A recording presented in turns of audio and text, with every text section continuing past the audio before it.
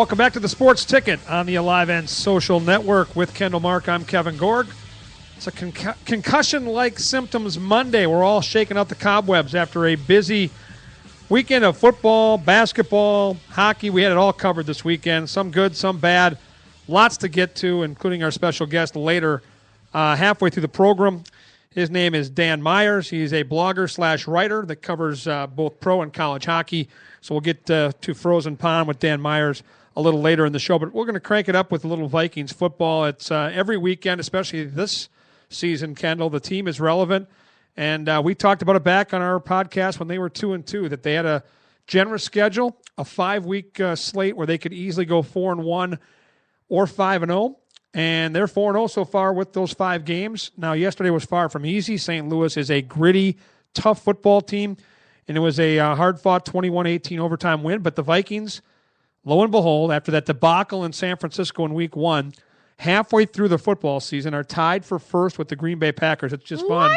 It's fun to say that, isn't it? It is so fun to say. It's been all over social media, too, of course. Everyone's like, the Vikings are winning, the Packers are losing, and my life is amazing. And I'm like, happen all right, often. Right? And so I think that we should be excited, though. It really doesn't. And you go on to, like, your NFL.com. If you go on your NFL app, it shows the Packers still over the Vikings. And I'm like, that's messed up. They haven't played any divisional opponents. Not that our divisional opponents are that hard to play, but we should be in front of them. Don't you think? Well, the tiebreaker is actually common opponents and score differential. So is that how they do it? And it doesn't matter because we're 8 weeks into it, but you're right. I think people would love to see the standings flipped. And if the Vikings can hold serve and beat a very pesky Oakland team this week, they'll have their chance to flip that script when they play Green Bay in 2 weeks at the bank. Home field advantage in play. Should be outstanding if the Vikings can get back to good health, and we'll get into that shortly. But, Sunday was billed as a matchup of the established stud running back in Adrian Peterson and the up-and-comer that we've talked about all year long in our fantasy football segments in Todd Gurley. You kind of knew Adrian Peterson might have a chip on his shoulder because he had heard an awful lot about Todd Gurley, both locally and nationally, and you kind of knew the Vikings were going to feed him the football. It was a windy, blustery day.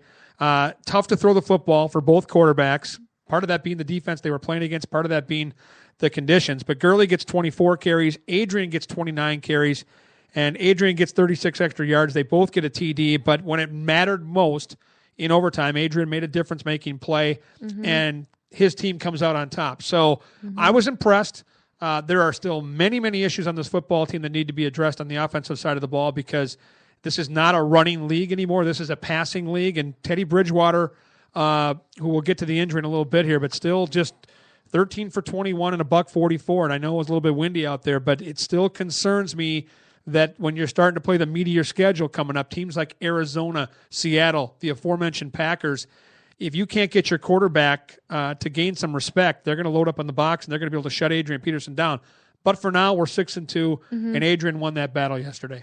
Yeah, he definitely did. You could see him just getting so upset after Teddy was taken out of the game. I mean, it was like the old AP came back, and watching Todd Gurley kind of was seeing the old AP. Like, you'd have a ton of guys on him, but he would just almost like leap over them. It was just this can't bring him down. Insane amount of athleticism. And I obviously, once they went into overtime, his running was so important because Hill came out and he just was. Well, that's what you're going to get, though. With a backup that's near 50 years old, you're going to get that. I mean, it was still a little nerve-wracking because if things don't work out with Teddy, if like he is out for just even say one more week, I mean, that hurts bringing the momentum with the Packers and facing an Oakland team that has suddenly become a decent football team that nobody ever thought of. And so, yeah, seeing Adrian Peterson out there was great. I think for me, more than anything, too, I'm glad Stephon Diggs didn't get get beat up too bad because there was a couple of times that he could have really gotten hurt. And he got thrown down once. Tried to make a couple of times that he was taken down, like that ring around the head. Like, God, that's gotta freaking hurt the day after, But I think Coach said it best that even besides the play with the aforementioned quarterback, we had a hard time with some of those moves that they were making in their secondary. Like, they're really aggressive. They're going to get a ton of penalties like they did, but they've got a dirty defensive coordinator. It was very much so proven when he was with the Saints. It was proven to me just the other day against us. I mean, I haven't watched a ton of Rams football this year. I'm not going to lie. So I haven't seen. You're not alone. Right. So I haven't seen if it's across the platform, but I think that kind of stuff is just such horse shit. I mean, for lack of a better word, because it's crap when you're going out there trying to injure players. And it's hard to know. And I loved listening this morning on local radio to a couple of guys that have played at the NFL level, and guys like Pete Bursich, who's the Vikings radio analyst, and Ben Lieber, who played linebacker in this league and played in that game in 2009 with that bounty on Brett Favre's head. And they both made the same point. It's a split-second deal. I mean, it isn't like you plan on making that play. I guess the point I want to make is, with the reputation of Greg Williams, their defensive coordinator, where there's smoke, there's fire. And again, because it's Greg Williams, people are going to be looking for that. But both the guys, in both Bursich and Lieber, mentioned today that is not a play where you can plan out making that dirty play like in hockey where you run a guy from behind. You can't plan on that play happening. It's a split-second decision. You're going full speed. Let's listen to how it sounded on the radio, and we'll talk about it. This was the play of the game yesterday from TCF Bank. Here's Bridgewater, play fake, looking left, nothing there. He's going to tuck and run at the 20-yard line. Number slides down, got hit in the helmet, and here comes the flag. He's out, though. Wow. He's out. He's completely out. His eyes were shut on the football field once he got hit. Well, here's the deal. I've been through the concussion thing as a hockey player, and I played a long time ago. This is going back to when I played junior hockey in the mid-'80s, and it was not diagnosed the way it is now. You can expect a sleepless night. You can expect some vomiting. You can expect some serious headaches the next day, and you can expect that because of the protocol now, it's a major question mark moving forward with Teddy Bridgewater. And the real problem becomes, if it happens again, if he gets another concussion in the next year and change, then he might be shut down for a long time. So that's the hard part. We'll never know how malicious and planned out that play was, but it is Greg Williams. It is a defense, as you mentioned, Kendall, spot on, that kind of walks that line. That's part of their intimidation. That's who they are, and that cannot be argued. But when you talk to, when you hear players talk that have played in the league, it's not that black and white. It really isn't. And I love Mike Zimmer. I love the way he approaches this football team. I love the way he's a no-nonsense guy. I live in a world filled of cliches. I've worked in sports now on the broadcasting side of things for the better part of a decade, and 90% of the coaches out there are going to give you cliches, and they're going to give you a bunch of noise, and they're going to try to finesse this and finesse that. The refreshing part of our head coach here in Minnesota with Mike Zimmer is he doesn't get into the cliches. He doesn't really dress things up. He lays it out there and for better or for worse. And I'm sure some of his players don't like to hear it, but the bottom line is he's an honest guy. He gives you his opinion, and he's a head coach in the National Football League. So you want to listen to what he has to say. And speaking of that, here's what Mike Zimmer had to say after the game. Well, I thought it was a really hard-fought game. I know we played very clean on our side of the ball.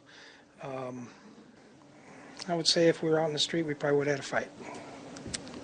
I do know that there's a history there of their defensive coordinator. I'll leave it at that. Straight to the point, right? I mean, and you could see the bad blood and the frustration when he went to the middle of the field to shake hands with Jeff Fisher, their head coach. It was a flyby at best, and it was a situation where he let his frustration be known, and he was halfway out in the field when it happened, and you got to stand up for your quarterback. And, after what the Vikings organization went through in 2009 down in New Orleans and some of the facts that came out of that championship game, just horrific stuff. It's a dangerous game on its own merits, and you see some of the sad stories with some of these guys later in life that played back when I was young, guys that played in the 70s and 80s when the equipment wasn't near as protective as it is now. The knowledge medically around the game wasn't good. There'll be a movie covering this out at Christmas time called Concussion, and it's going to really, I think, dissect some of the real social issues that football provides, because you see numbers down throughout the land with parents now wanting their kids to play, and hits like that yesterday aren't good for the game. They aren't good at the grassroots level, and they certainly aren't good for the players involved. And it's really a tough situation if you're a Vikings fan to see your quarterback out there with his eyes closed out on the field, and the emotion around that was difficult. Now we'll get the other side of the coin. Here's the St. Louis head coach, Jeff Fisher. There was some feeling that LaMarcus did something on purpose, and I think LaMarcus went into his dive at the same time Teddy went into the slide. It's just one of those things that happens. He's not that type of player. He's a class kid, so I know he was concerned for Teddy, and I hope Teddy's going to be all right. we're not out to hurt anybody, and it's not the first quarterback that's been hit going into a slide. And those are fair points. And I've always been a fan of Jeff Fisher. I really love the way his teams compete. So it's an interesting dynamic because I can't stand the DC and the coordinator, but I can tell you I've got great affection for him as a head coach.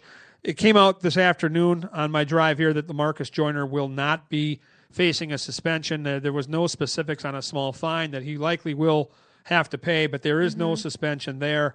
And I think for the Vikings fans now is, you got to move along. Right. And you've got to get ready for an Oakland team that's putting up a bunch of points. Carr, their quarterback, 4 more touchdowns yesterday. This offense is well-oiled. They're also dealing with a key injury that deals with concussion-like symptoms, thus the name of our show today, and that's their running back, Latavius Murray. He is questionable as well. And so he also will be dealing with the same situation that Teddy's dealing with. We probably won't learn anything specifically on whether these guys will play until Friday or Saturday.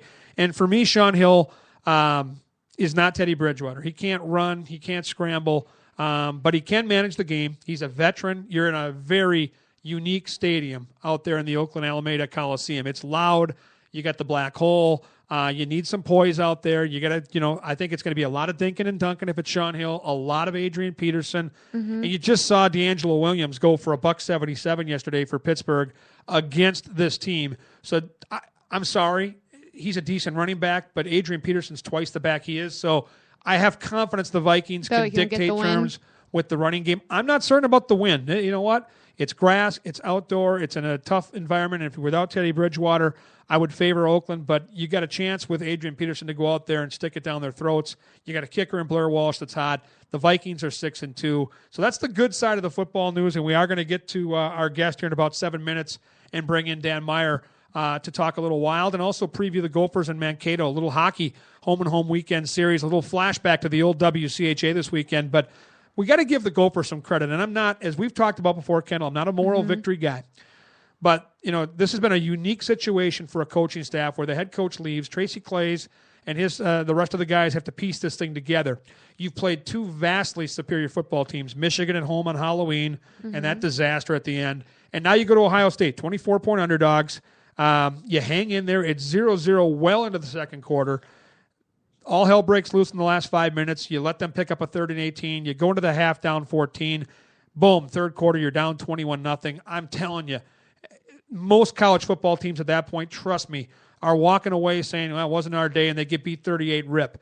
This coach and this team, again, outmanned, not where we want them to be right now. Next thing you know, it's 21-14, and Ohio State's 3rd down at the 40-yard line of Minnesota. And if you hold them there, the Gophers are going to have a possession with a chance to go down and tie the game or go for 2 and win it. Now, it didn't work out. They get the big 38 or 40-yard run to seal it 28-14. But I like what I'm seeing from a coaching staff that's kind of been thrown into the fire here. Quick bursts, just watching the game, eyeball test. Leitner threw for 280. They didn't back down. Ohio State is the number 1 team in the country. They won the national championship. They haven't lost since. You're on the road. I'm impressed. So it's a tough schedule. They're likely not going to make a bowl. But a week ago, I thought he was a long shot to be the head coach, and now I'm going to completely change my mind. Which I can't believe I'm saying this, but after what I watched this weekend, they might have something going on over there. It's crazy to me that Leitner threw for 280 yards. I mean, that's real. I mean, that's if legit. you look at legit in the NFL, I mean, I'd be happy double to see what Teddy Teddy do threw that. for. Yeah, right? exactly. I'd be super excited to see that. The thing with the Gophers, do you think that you've changed? You said that they're not going to make a bowl, so you don't think that they'll beat anyone besides Illinois? Well, I think it's going to be tough, right? I mean, you got to win 2 more games. You're an 11-point dog this week at undefeated Iowa. Very, very good defense down there. I think it's going to be super hard. I'm not saying you can't win, but then I do think you beat Illinois, and then it comes down to that Wisconsin game, and any Minnesota Gopher fan will tell you. Wisconsin game always sucks. They've killed us. But this is the most beatable Wisconsin team we've probably seen in 6 or 7 years. They're not blowing people out. They're a running primarily team, and the Gopher defense, as we saw at Ohio State, for stretches can look pretty good. So I'm not completely ruling it out, and I'm assuming victory against Illinois, which I guess you can't assume anything after what they did at Purdue this week on the road in their big rivalry game. But no, I just watching the team, knowing the adversity they've faced, and watching who they're playing, I got to tell you, I was super impressed with the effort over the weekend. And coaching matters at the college level. Motivation matters. Right. How you keep a team in there down 21-0 after what they went through the week before on the road at Ohio State. I'm telling you, Ohio State had every reason to run it up. They were never going to call the dogs off because they're ranked. They want to stay in that top 4, and they need to score points. So kudos to the staff. It's not a moral victory. Losing is not okay, but they got to win 2 of their last 3 to get a bowl game. And one of those games they should win at home against Illinois. So now you got to steal a game at Iowa or upset Wisconsin and somehow, some way bring that axe back to Dinkytown the closing week of the season. But Vikings 6-2, tied for first in the division. Gophers playing inspired football even without their head coach Jerry Kill. Tracy Clays and his staff doing a good job. We'll get deeper into that later in the week in our Thursday podcast. We'll have a football preview specifically looking at the Vikings-Oakland matchup, looking at what the Gophers have to deal with at Iowa, and talking about fantasy football. But before we get to our guest, we got to tee up some other great shows that we're involved with here on the Alive and Social Network. Yes, we do. If you want to hear more about another opinion, I guess, on some of our favorite Minnesota teams and maybe some other things that are going around the NBA, around the NFL, around the NHL, check out Apples to Apples. It's right before our show on Mondays at 2:30. If you listen to our show regularly, if you're one of our season ticket holders, you know Scott Applebaum pretty well. He was helping us out last Thursday. He's been on the show a few times. Him and his son are a fantastic team. And it's not always all about sports. They're just a father-son relationship too. So check that one out. Otherwise, if you're like, I don't really care about the NBA, I don't really care about the NFL, I literally listen to you two only to hear about the Wild, that's great. We love everyone. But really, you should also check out Wild Wednesdays. They talk not just about the Minnesota Wild, but about the NHL in general, everything that's going on there.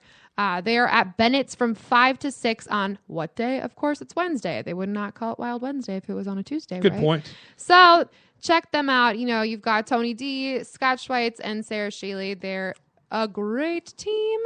Check it out. We're going to bring our special guest in now. He is a correspondent on the Wild side of things for 1500 ESPN. He also writes for the Sports Exchange. He's a big Minnesota State Maverick fan. We call him Mav over at the rink. He is Dan Myers, and his handle, guys, is @1Dan, and then Myers, Myers. Dan, welcome to the Sports Ticket. Thanks for having me, Kevin. Special guest. Wow, I feel important. You are important, and this is a big week, right? This is for as far as college hockey goes, we get to look back at what was so great about the old WCHA. We love the new WCHA. I had a chance to work the Final Five for Billy Robb last March, and I got to buy you steak dinner at Mancini's off that Gopher loss against the Mavericks mid-season. And, you know, we're trying to fall in love with the Big Ten, and it's slow to go on that end of things. But what made the old WCHA so good, Dan, was these in-state rivals, these home-and-home battles within the borders. And we've got one this weekend, Friday night down in your crib in Mankato, Saturday back at the barn in Mariucci. It's going to be a lot of fun, isn't it?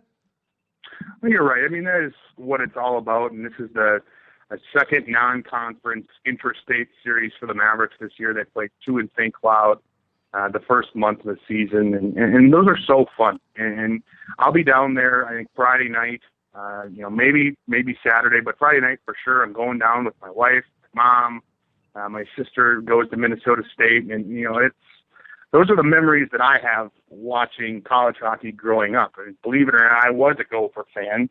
You know, growing up in Eagan, like most kids in the Twin Cities are, went to Minnesota State, became a Maverick fan, kind of had that, I guess, when you look at the tuition bill, I guess it kind of forced me to become a Mavericks fan. But, that's what college hockey is all about to me, are these interstate rivals. It's a shame that they're no longer conference rivals, and they don't mean quite as much, with conference points on the line, but they're still fun. Yeah, they are. They're spectacular. And I think that, watching over the years, going back to that playoff series 5-6 years ago down in Mankato, the 3 games, they all went overtime. A couple of them were multiple overtimes.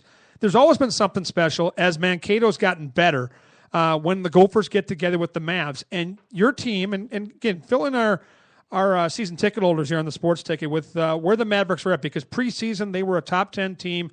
They were one of the favorites under Mike Hastings to be in contention for a national championship this year. They've lost a lot of good players, Dan, and they sit here at 5-5, but 5-1 in the conference. How good are they right now, and how good can this team be? I think this is definitely going to be one of those teams. I was talking to a group up in St. Cloud there, the second weekend of the year, that asked the same thing. this is going to be a team that I think come February or March is going to be a lot better than they are right now. And that's cliche to say, but when you look at the guys that they've lost off that team last year, a guy like Matt Leitner at forward, a guy like Zach Palmquist at defense, those two right there, maybe two of the top 5 or 6 players they've ever had play there at MSU. And when you lose 2 All-Americans off a team like that, no team's going to come out and be on fire, I think, if it start the year kind of how they finished it last year on a winning streak. And they came out this year at 2 non-conference series against NCHC schools in Nebraska, Omaha, and St. Cloud State. Omaha, we've seen, is a very good team. They've had a lot of success early in the year here. They went through that stretch where they got shut out 3 consecutive games, something that hadn't been done at Minnesota State in a long, long time. They've gotten into conference play here, and they've started to get on track, but I still think they're a team that's trying to find an identity. And, Minnesota State, the last couple of years, Mike Hastings, they're a team that's been all about puck control. And when you have guys like Matt Leitner, you have guys like Zach Palmquist, it's a lot easier to be a puck control team. I don't think they've quite gotten to that point yet with the guys they have. They have some guys back that can put the puck in the net, and Bryce Gervais and C.J. Franklin, but they're still trying to kind of find that distributor that they had in Matt Leitner. And I think as the season goes along, the roles will kind of become a little bit more defined. But right now, they're kind of trying to find their way. And another thing, too, is they haven't had the success in goal that they had last year with Stephon Williams. And they need to find that piece as well. What do you think? I mean, when we're just talking about the matchup against the Gophers, do you think Cole Huggins will have a good game? Do you think he'll be pretty solid against this Gopher team? Or do you think, what are your thoughts on that in general? That's the thing is, so far, last year with Stephon Williams, and even the year before that, when they had Cole Huggins as a freshman, who was very good, they went through a thing a couple years in a row where MSU goaltenders went through these crazy sophomore slumps. 2 years ago with Stephon Williams, and Cole Huggins carried the mail virtually all season. Last season, Cole Huggins went through a very similar sophomore slump, but Stephon Williams came back and had a great year. So I think this year they've got Huggins back as a junior. He's played a majority of the time so far. They have a freshman in Jason Pulaski, who they really like. Every weekend here in conference play, they've played 3 conference series. Pulaski started on Friday. He's won 2 of those games. Huggins has come back on Saturday. I wouldn't see any reason why they'd go away from that. But in terms of Cole Huggins, the Mavericks really need him to step up. You look at his year so far, he's got a save percentage that's barely over 90, which is not good enough in college hockey. Goals against average, that's above 2.6. So they need him to step up. He's certainly capable of it. He showed it a couple years ago, and he was the WCHA goaltending champ. And if they can get him to play a little bit better, they like Pulaski. If they can mix him in, the Mavericks are going to be just fine. That's the voice of Dan Myers. You can follow him on Twitter at @1 DANMYERS. He's a Wild correspondent for the NHL Network, a Wild analyst for 1500 ESPN. He also writes for the Sports Exchange. I see him every game day at Morning Skate and at the Wild games. He's also a college hockey expert, follows the Mavericks very, very closely. Great insight to the WCHA these days. Let's talk about the Gophers. I know you've watched from afar. You don't watch them nearly as closely as you watch your beloved Mavs. But this is a team, speaking of teams that lost a lot of talent, they've had a lot of players to replace, started in goal with Wilcox and work your way out. But they still have some big studs on this roster, and they got off to a really slow start. Finally put it together this week, and I thought with a decent win on the road in Game 2 at Notre Dame. But your thoughts just from afar as you look at Don Lucia's squad coming into the series this weekend with Minnesota State? I think Minnesota and Minnesota State are similar teams in terms of how they've played so far. The first part of this year, scoring at times has been a little bit of a struggle. Started to put it a little bit together. I like their goalie, Eric Shearhorn. I think he's a good player. You look at his numbers, he's got a save percentage where you like. His goals against are just fine. I think a couple of tough luck losses there when they weren't scoring much. But as you said, it's another team like Minnesota State that lost a lot of talent, a lot of offense off that team from last year, off the last couple of years, really. And, I think for me, it's going to be all about which big guns, suppose, and you can call them, are going to show up. The Mavericks are going to need Bryce Gervais. and they're going to need C.J. Franklin to show up and have nice weekends if they're going to win this series. And likewise, Minnesota's going to be counting on Justin Kloos, Hudson Fasching. Those are the guys they need to step up. And I think, whichever big players show up and play big this weekend, that's the team that's going to have success. I expect a couple of close games. And do you think, there's been a lot of media hype about this in general, but do you, in your personal opinion, think having a Big Ten has really hurt Gopher hockey? That's tough to say. Man, I wish I had the right answer for that because, in my opinion, in my estimation, the Big Ten hockey conference has actually helped teams, I think, like Minnesota State, teams like Michigan Tech, Bowling Green. I think it's hurt teams like Minnesota and Wisconsin and Michigan, but it's tough to say in year 3 because we don't know if this is just kind of a downward cycle for teams like Wisconsin that we're so used to seeing in the national picture. And when they were in the WCHA, it seemed like they were in the Final Five and the Frozen Four and the national championship game. They went through that stretch there in the late 2000s where it seemed like they were in the national championship picture every single year. You don't know if this is a downward cycle or if this is a result of, how they play in conference. The one thing that I will say about this is you look at the Big Ten, it doesn't get into conference play until mid-December, early December. The WCHA has already had 3 conference series. The NCHC's had a couple of conference weekends already, and it's tough. When you're playing non-conference games for the first third of your schedule, you don't see that intensity, and you don't see the ability for teams to jump in. And you're not playing, North Dakotas and St. Clouds and Minnesota Duluth, where every weekend you have to be at your best. So I think it's tough for teams like Minnesota, Wisconsin, Michigan to really get into, playing their best hockey when they don't get into the meat of their schedule till the, almost Christmas time. I'm with you, and it's a smaller conference. There's not as many games. The rivalry outside of maybe Minnesota facing Wisconsin on our end of things is really flat. And, I'm not going to sugarcoat my feelings. I miss the weekends where every single Friday and Saturday, Dan, it was appointment television. 7 o'clock, you knew that Minnesota was playing St. Cloud. Minnesota was playing Mankato, Bemidji, North Dakota. Every Friday and Saturday, you made your appointment. You knew it was there. And the rivalries were second to none. Now, maybe 10 years from now, my feelings will change, and I'll have some hatred for Penn State and for Ohio State, maybe like I do in basketball and football when the Gophers play them. But right now, it's just fallen flat. The conference tournament last year, there was nobody there, and I miss it. I miss these weekends, and that's why I wanted to have you on today, because I really think when you get in-state rivals playing together, not just at holiday time, not just in little formats like a tournament time, when you get them on the weekends like we're going to see this weekend, home and home, it's great for the game. It's great for both the college campuses, and it means something. And, Gopher fans this weekend, and I can look inside that Wild locker room and knowing this weekend, Ryan Carter's going to have something to say about this series. Vanek will have something to say. Holl is going to have something to say. Those guys will be all over you because, they know you're a Maverick guy. And inside the room, Carter's a Maverick. Those guys are Gophers, and there's something to that. It's special. And I miss those weekends. I miss what the old WCHA represented. And I'm with you. And you know what? Even back in the day, when Minnesota was playing out in Colorado Springs against Colorado College for a conference series, or playing at Denver, even when it wasn't a interstate rivalry, like you say, it meant more because as a Gopher fan, even though they're playing out in Colorado and the game's on at 8 o'clock, you still followed St. Cloud State versus North Dakota. You followed Duluth versus Mankato, because it had an impact on where you sat every weekend in the conference standings. And you look at now, if you're a Gopher hockey fan, you might take a glancing look and see, how did Duluth do last night, or how did North Dakota, but it doesn't mean the same thing that it meant before.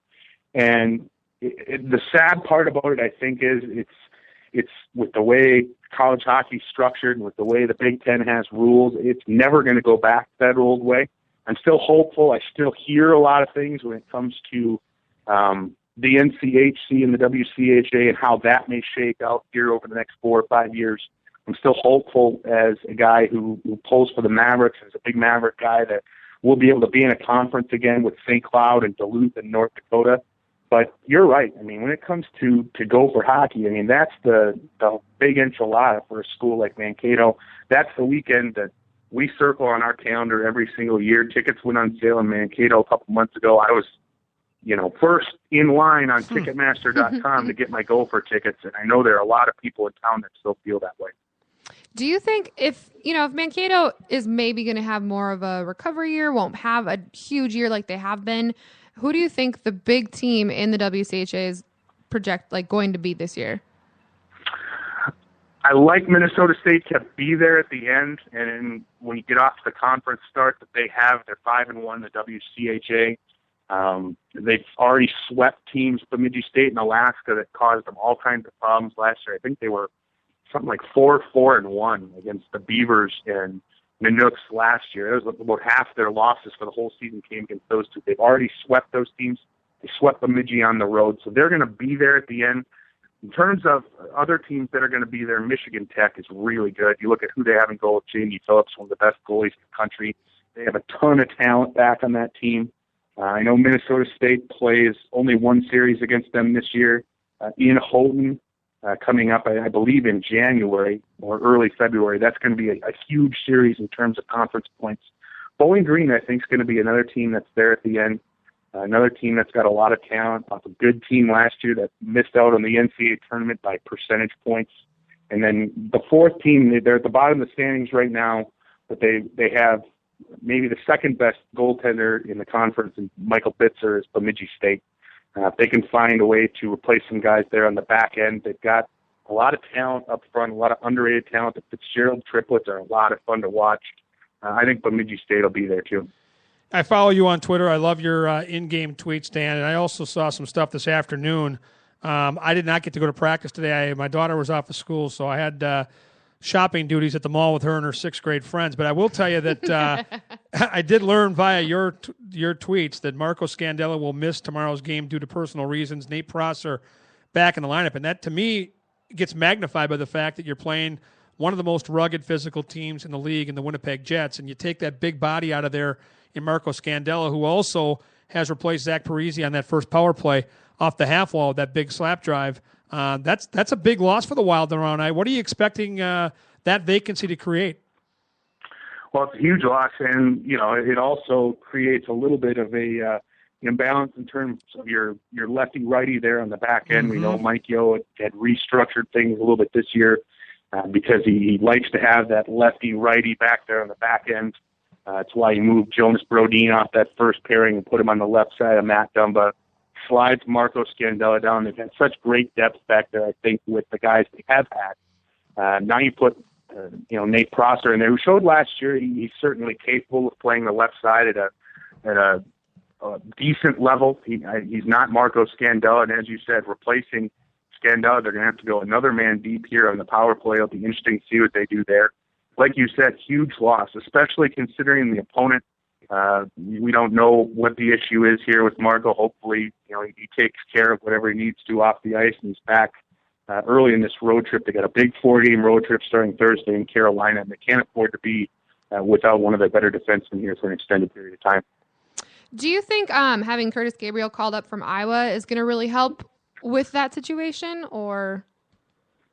I don't think Gabriel is certainly. I think they called him up being a guy that's 6'4", 200 pounds.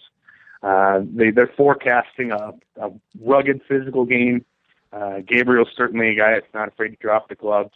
And this is a team. You look at the one thing that they're kind of lacking is that guy who can go out there and defend guys. And you see a guy like James Neal, run out there and he's running around like a donkey the other night, taking guys out left and right and checking guys from behind. And they don't really have that guy on their roster to go out there and keep him in check. And that's a complaint you hear from a lot of Wild fans. I know I have on Twitter. And, my response to that is, what do you want that guy to do? Because you're not going to play, if you go out and get that guy, you're not going to play that guy on the first line with Zach Parisi. It's not going to happen. So Curtis Gabriel is a guy, he didn't have a point down in Iowa.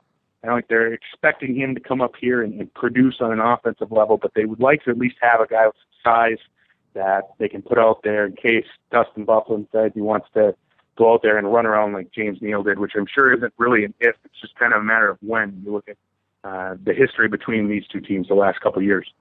That is Dan Myers. Follow him on Twitter at @1 DANMYERS. Great college and pro hockey speculation. Before I let you go, I'm not confident enough to put Mancini's on it, which I had to buy for you last year thanks to the Mavericks beating the Gophers. But I will say this. It's a home and home this weekend.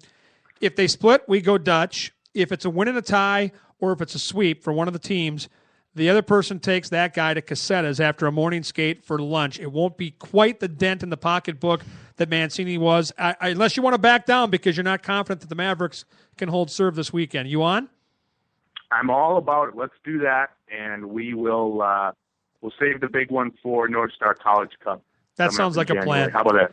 Great plan, Dan. Great to have you on. We'll definitely have you on again as often as you can join us to talk some hockey, and we'll look forward to seeing you tomorrow morning at Wild Morning Skate. Absolutely. Thanks, Kevin. There he goes. Dan Myers again. Follow him on Twitter at @1 DANMYERS. Terrific hockey knowledge, both college and pro. He's got you covered. Before we get into our closing segment, we talk a little Timberwolves basketball. I got a message from the rink for you from a guy named Zach that says the next time you go on the Sports Ticket and predict an injury for me, I'm going to high stick you across the throat. He was not happy that on Thursday on the podcast from Patrick McGovern's Pub, while the fans were sitting there enjoying their beer specials, Coors Light, you went on the air live and said, I have a bad feeling that number 11 is going to get hurt. And I'm in between the benches watching, and on the first shift, I needed a Coors Light because there's our guy on the ice limping to the bench.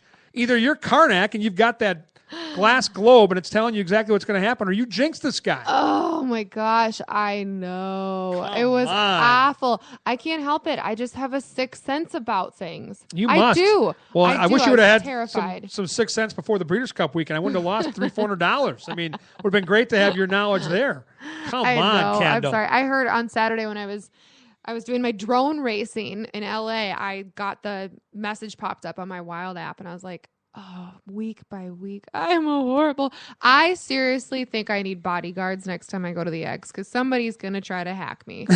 Well, no, you know what? He's a target every single night, and our guest, Dan Myers, hit the nail on the head. James Neal was a man possessed that night. This is a guy that's, perennial 25, 30-goal scorer every year in the league, and you don't see guys like that are goal scorers running around like a complete donkey, as Dan said, hitting guys, slamming people from behind, cross-checking guys. I don't know what got into him. I'm not. He was like high on something. And unfortunately now we have to live with life without number 11 for a little while. And as we heard talking to Dan, we're also going to be without Marco Scandella, and that's going to be difficult. The Wild go on this road trip, and I think at some point along the way they're going to get Zach back. I think it'll be the tail end of this road trip. But you have a tough game with Winnipeg tomorrow night. And then you've got 4 straight road games with Carolina, Dallas, Pittsburgh, and Boston. And Dallas is the hottest team in the league. They're red hot right now. They're scoring a bunch of goals. They've got 2 really good goaltenders. They're one of the teams to beat in the West. And I'm not surprised by the hot start. This is a team that had a ton of injuries last year. They added some serious depth on the blue line with Oduya. You add Sharp up front. You've already got Sagan and Ben, and they're just a team that can light the lamp. And it's going to be a difficult road trip when you factor in the Penguins and the Bruins on the back end. So you have to get number 11 back at some point on this trip. I think they will. We have no idea what Marco Scandella is dealing with, but it's a huge loss tomorrow night against Winnipeg. I mean, that is really going to be a problem for the Wild. But, we don't talk enough hoops on here. And, again, on the Sports Ticket, we want to cover all bases. If you're a season ticket holder, we're at Patrick McGovern's Pub every Thursday for you. Home games, we've got the big pregame tailgate with Coors Light specials. If they're home on a Thursday, you need to get to Patrick McGovern's. But that's the hockey side of things. And once in a while, especially if the Wolves are going to go out and play the way they played over the weekend, we got to throw them some love. They're 3-2. They're a team that clearly is building, I think, the right way. High draft picks, good young talent. One really good trade that brought Andrew Wiggins in. And, Kevin Love, we miss you. Just and all kidding. the frowning and the whining and the crybaby routine. And, yeah, we miss the box score sometimes because you were a pretty good player. But we'll take our chances with Mr. Wiggins. And they were a 10-point underdog at Chicago against Fred Hoiberg. Yes. The Mayor had the Bulls off to a 4-2 start. and the Wolves lead late in the game. They can't close the deal. It goes to overtime. Everybody assumes the Bulls will just go NBA on it and put them away. Doesn't happen. Wolves win 3-2. They're 3-0 on the road, and they're a fun watch right now. They really are. They are really fun.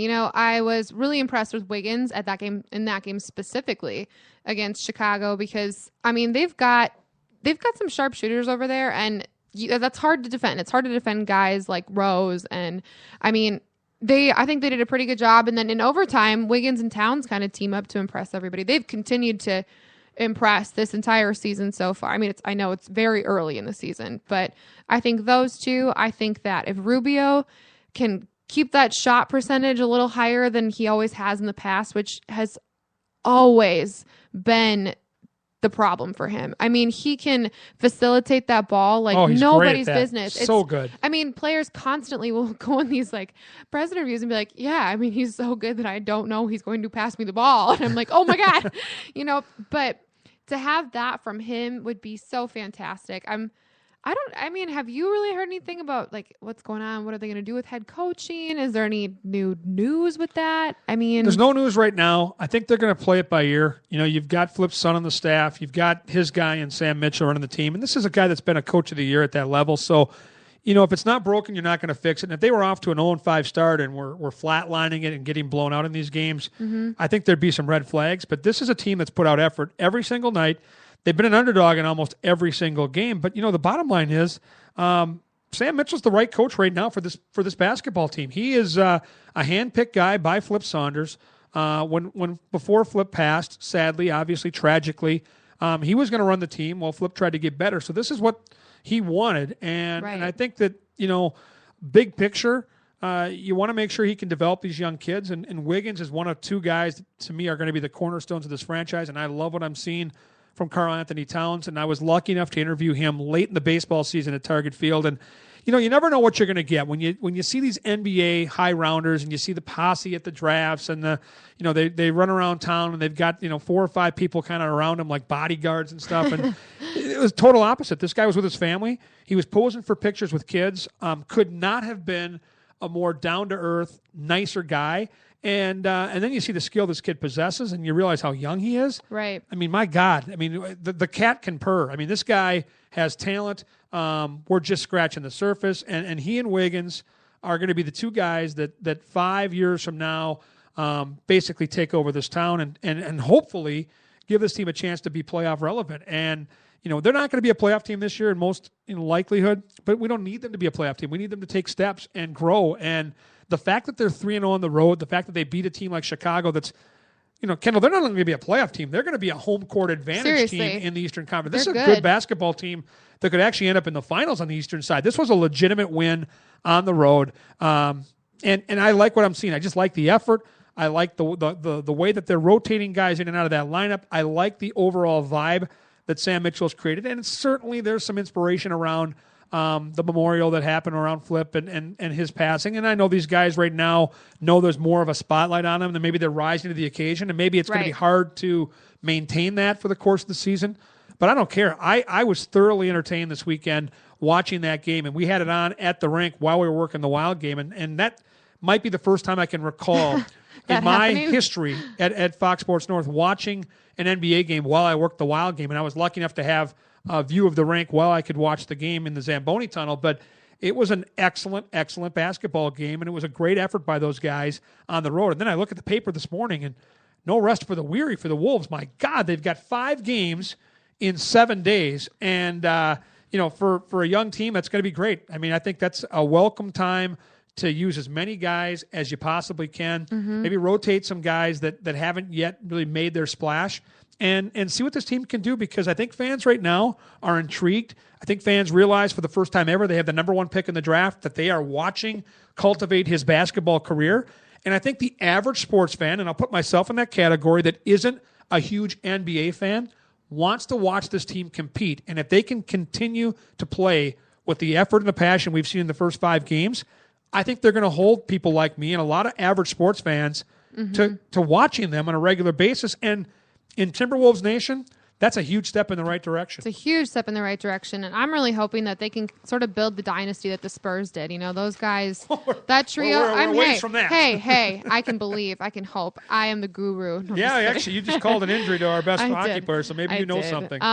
But I mean, they all grew up together. It was kind of the same thing down there for San Antonio. It was like these hot kids that, you know, still had some things to work out. They had Popovich that is crazy, and he had his own things to work out, but he's good, right? And he molded them all together, and I think the same thing, and that's what Flip was clearly trying to do in this state. I'm excited to see someone like Tyus Jones be able to watch some of these veteran players and really pick up on skills from them. I'm excited to see Zach LaVine do the same exact thing.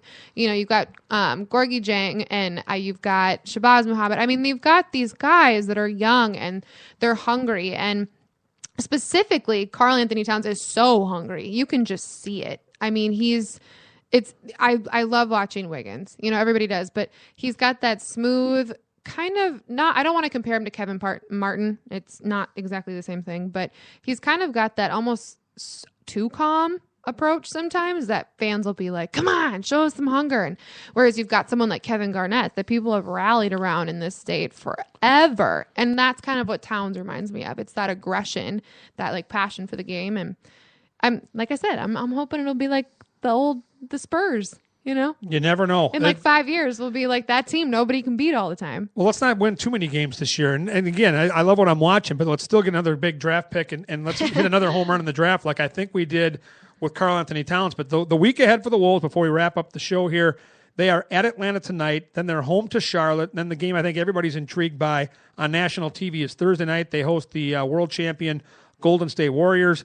Second of a back-to-back at Indiana on Friday, and then they even play on Sunday, a matinee at home against Memphis. 5 games in 7 days, a pair of back-to-backs, Monday, Tuesday, and Thursday, Friday. They'll be a tired bunch of timber puppies by the time they get to dinner time on Sunday. But kudos to Sam Mitchell and his staff for that win at Chicago and a 3-2 start on the season. Now, make sure you circle your calendar for later this week when you come back to the Alive and Social Network and find the Sports Ticket, where you've got Kendall Mark and myself, Kevin Gorg, getting ready to tee up fantasy football touts for the weekend. We'll preview the Vikings and the Raiders. We'll talk a little Gophers and Hawkeyes, and we'll also be very Wild-centric. The Wild Thursday night embark on one of their most difficult road trips of the season. At Carolina, at Dallas, at Pittsburgh, and at Boston. We'll have specific insights from the road as I travel with the squad throughout that 4-game road trip. For now, we thank you for being a part of the podcast. Make sure you find a Coors Light and head down to Patrick McGovern's Pub for a great dinner and great tailgate options before your Wild or XL Energy endeavors. They are 2 great sponsors of the Sports Ticket. You're the season ticket holders. You make the show go. If you've got any questions or concerns or want something covered, you can tweet us at FSNGorg, at MSKENDALLMARK. It's the Sports Ticket on the Live and Social Network. We'll hear you again on Thursday.